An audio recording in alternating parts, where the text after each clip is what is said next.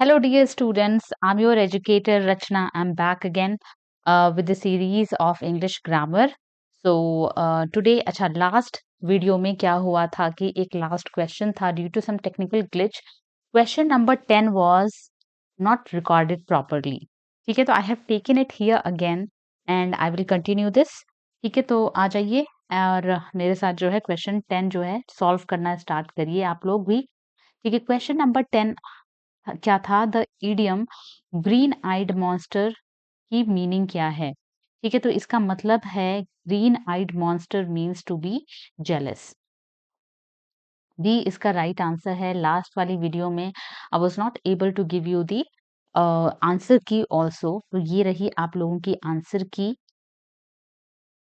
ठीक है, question number 9 तक हमने किया था, तो that video is for approximately 6 और समथिंग मिनट. ठीक है, 6 मिनट की है वो, तो you can watch that and you can just adjust it. ठीक है, अगला जो सीरीज है इसका हम उस पे चलते हैं. और अगली सीरीज का जो क्वेश्चन नंबर 1 है वो ये रहा. ठीक है, यहाँ पर जो है कहा जा रहा है कंप्लीट द फॉलोइंग प्रोवर्ब. आपको यहाँ पर प्रोवर्ब को कंप्लीट करना है. The pen is mightier than what. ठीक है, एक जो पेन होता है वो किससे ज्यादा ताकतवर होता है? क्या वो किसी राजा से ताकतवर होता है, एक आर्टिस्ट से ताकतवर होता है, एक्टर से होता है, या फिर स्वॉर्ड यानी कि तलवार से होता है? तो हमने अपने बचपन में और अभी तक हम सुनते आ रहे हैं कि जो तलवार है और पेन है, उसमें पेन को ज्यादा शक्तिशाली बताया गया है. तो ऑप्शन आपका डी यहाँ पर करेक्ट हो जाता है. The pen is mightier than the sword. Right. अगला क्वेश्चन है question number 2. Of the sword and the pen. ठीक है, the fill in the blank is more powerful. The latter, the letter, last और last one.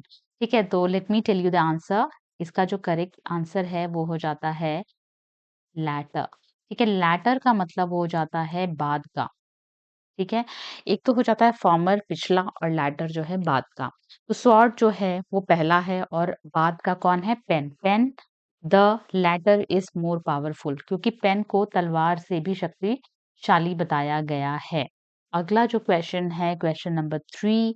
He said fill in the blank might consider his decision.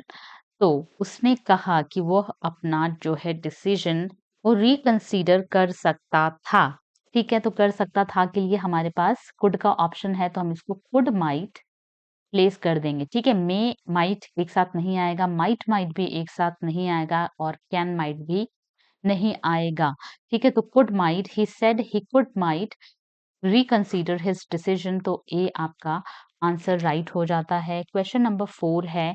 Question number 4 says which prefix can be used with the following words. आपके सामने 3 words दिए हुए हैं और आपको prefix, जो कि प्री प्री का मतलब हो जाता है पहले, जो भी वर्ड्स के पहले लगाते हैं और जो बाद में लगाते हैं उनको सफिक्स बोलते हैं. पहले वाले को हम प्रीफिक्स बोलते हैं. तो प्रीफिक्स आपको 4 दिए हुए हैं. One by one try to put that and try to take out the correct answer.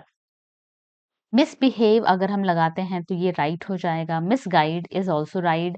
Misuse ये भी सही है. ठीक है, अगर वही हम डिस के साथ अगर हम लगा करके बस देखना चाहें, because we have already got our answer, तो हम अपना टाइम वेस्ट नहीं करेंगे इन द एग्जाम.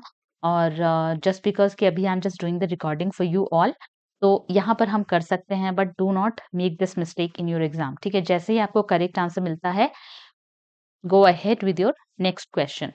तो डिसबिहेव नहीं बनेगा, डिसगाइड नहीं बनेगा, डिसयूज भी नहीं बनेगा, रीबिहेव नहीं बनेगा, रीगाइड नहीं बनेगा, रीयूज बन सकता है, रीयूज बनेगा. ठीक है, in behave, in guide, in use ये भी नहीं बनेगा. ए आपका जो है राइट आंसर है. क्वेश्चन नंबर 5 देखेंगे. क्वेश्चन नंबर 5 पूछ रहा है आइडेंटिफाई द करेक्ट सेंटेंस. ठीक है, इसमें जो है अपोस्ट्रॉफी का इस्तेमाल किया गया है, because all other options if you would see here, ये सभी सेम है. My ATM pin number has 38. ठीक है, तो 3 क्या है? 3 shows the plural number. ठीक है, सिंगुलर क्या होता है? Singular is only 1, plural is more than 1. Right. तो यहाँ पर अगर हम देखेंगे, हमें इसमें से इन चारों में से क्या करना है? ऑप्शंस को, सॉरी, आंसर को निकालना है. ठीक है, तो पहला और जो चौथा है यानी कि ए और डी है, वो जो है सेम लिखा हुआ है, जस्ट भी फुल स्टॉप का फ़र्क है यहाँ पर। तो ये वाले दोनों ही हम कट कर देंगे, ये भी नहीं होगा और 8 के साथ जो एस लगता है, उसके ऊपर अपॉस्ट्रोफ़ी लगती है। ठीक है, तो मेरे एटीएम पिन में कितने 8 एट्स हैं? 3, राइट? तो यहाँ पर आपका B option is the correct answer question number 5 के लिए। क्वेश्चन नंबर 6 है, he plays basketball every day. अच्छा, ये आपसे पूछ रहा है कि कौन से टेंस को ये जो सेंटेंस है वो बिलॉन्ग करता है, ठीक है? आपको टेंसेस भी पूछते हैं आई मीन आपको एग्ज़ाम में टेंसेस भी मिलते हैं, तो टेंसेस भी आप अच्छे से रिवाइज़ करके जाइए, ठीक है? पहली बात जो अगर हम देखें इसमें, तो ही प्लेज़ बास्केटबॉल एवरी डे, वो प्रतिदिन बास्केटबॉल क्या करता है? खेलता है। तो ये आपका प्रेज़ेंट का हो गया सेंटेंस, ठीक है? दूसरा इसमें हमारे पास प्रेज़ेंट इंडेफ़िनिट भी ऑप्शन में है, ठीक, तो हम पास्ट पहले कट कर देंगे, फ्यूचर पहले हम कट कर देंगे and just we will look again कि क्या ये प्रेजेंट इंडेफिनिट का ऑप्शन है, क्योंकि हमारे पास ए और डी दोनों का ऑप्शन है। प्रेजेंट इंडेफिनिट में क्या होता है, जो भी सब्जेक्ट होता है, सब्जेक्ट प्लस आपकी जो वर्ब आती है उसमें एस और ईएस जो कि डिपेंड करता है, ठीक है? उसके बाद सॉरी प्लस ऑब्जेक्ट हो जाता है। ठीक है, तो सब्जेक्ट क्या है? ही, प्ले और उसमें एस लगा हुआ है, उसके बाद ऑब्जेक्ट है आपका बास्केटबॉल एवरीडे, राइट? तो प्रेजेंट इंडेफिनिट का ये क्या कर रहा है? इसको फुलफिल कर रहा है, तो इसका जो करेक्ट आंसर है that is A and D. ठीक है, ये आपका राइट आंसर है। It rained heavily. क्वेश्चन अगला है क्वेश्चन नंबर 7 कि it rained heavily. Second form है ये वर्ब का, this is subject plus verb का सेकंड फॉर्म और उसके बाद जो है आइदर ऑब्जेक्ट या फिर हैवली जो है ये हैवली आपका एडवर्ब है यहाँ पर, ठीक है? क्योंकि ये हैवली किसके बारे में बात कर रहा है? वर्ब के बारे में बात कर रहा है। जो एडवर्ब होता है वो किसकी क्वालिटी को बताता है? वो वर्ब की क्वालिटी को बताता है, ठीक है? बट वो क्वेश्चन नहीं है हमारा क्वेश्चन यहाँ पर टेंस से रिलेटेड है। इट रेन्ड हैवीली, ठीक है? इट रेन्ड भी अगर हम लेकर के चलते हैं तो हमारा जो टेंस बनता है वो पास्ट का बनता है, ठीक है? अगर हम पास्ट इंडेफिनिट की अगर हम बात करें तो we will just look at here past indefinite हमारे ऑप्शन में है तो D is the right answer, ठीक है? पास्ट कंटिन्यूअस नहीं होगा बिकॉज़ इसमें आईएनजी नहीं लगा हुआ है। प्रेजेंट इंडेफिनिट भी नहीं है क्योंकि इसमें ईडी लग गया है। ओके?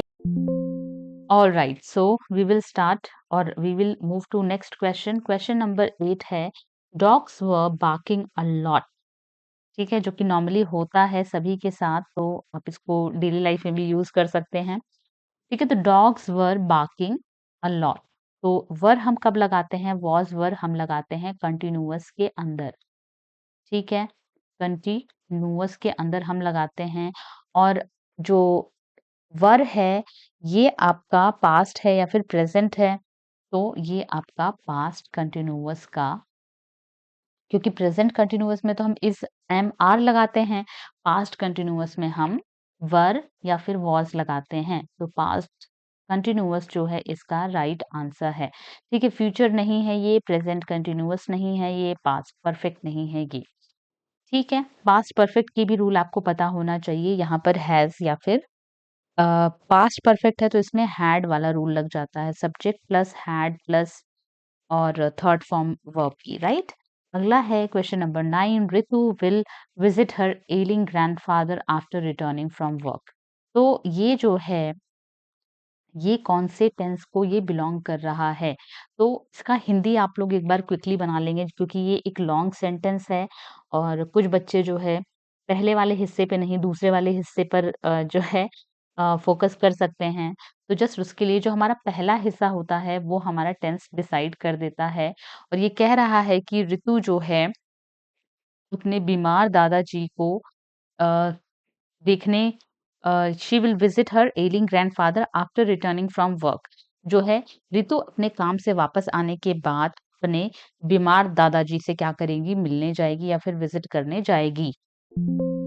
तो ये जो है ये फ्यूचर के बारे में बात कर रहा है क्योंकि यहाँ पर विल का इस्तेमाल हुआ है, राइट? तो again we will see here, तो ये फ्यूचर का भी क्या है? सेंटेंस है और ये जो है ये भी फ्यूचर कंटिन्यूअस अच्छा, फ्यूचर कंटिन्यूअस ये नहीं होगा बिकॉज़ फ्यूचर कंटिन्यूअस में हम विल बी का इस्तेमाल करते हैं, तो इस वजह से ये वाला जो ऑप्शन है ये कट हो जाता है, ठीक है? तो विल बी का ऑप्शन आपका कंटिन्यूअस को शो करता है, तो ये आपका राइट आंसर है फ्यूचर। क्वेश्चन नंबर 10 देखेंगे, the students are, I think this is the most easiest one, fill in the blanks के साथ है ये, द स्टूडेंट्स आर के साथ क्या आ जाता है? That is your subject, this is your helping verb and इसमें जो है मेन वर्ब के साथ जो है आईएनजी लगा हुआ आएगा। क्यों? क्योंकि ये क्या है? This is your present continuous का सेंटेंस है ये, ठीक है? तो प्लस उसके बाद आपका ऑब्जेक्ट हम लिख देते हैं नॉर्मली, ठीक है? किसी-किसी सेंटेंस में जैसे ऑब्जेक्ट होता भी है और ऑब्जेक्ट नहीं भी हो सकता है, that is completely okay. The students are writing their notes, बच्चे क्या कर रहे हैं? अपने नोट्स लिख रहे हैं, ठीक है? So again we are done with another set of 10 questions. ये आपका आंसर की है again, right? So you can match all your answers from this answer key, and I will see you again everyone, and thank you so much watching all my videos and preparing so well. All the best and take care everyone. Bye.